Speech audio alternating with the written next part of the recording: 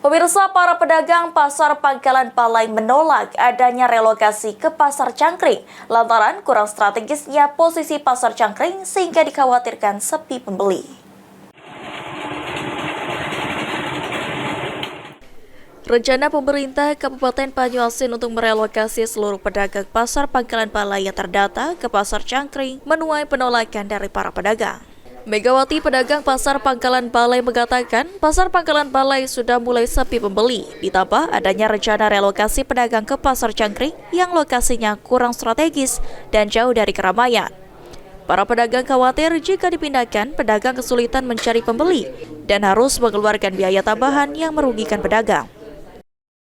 Tak mau pindah. Alasannya Bu apa, Bu? Sepi. Sepi pembelinya. Kalau Ibu, alasannya apa, Bu? Iya. Alasannya sama ibuku ini, sepi, di sini juga sepi, kan lemaklah di sini. Dia dekat jalan besar, ada ya uang yang datang kan di sana. Ya kami juga belum tahu, kan malah jauh itu. Ya itulah, tak datang apa dia uang, apalagi sekarang musim hujan.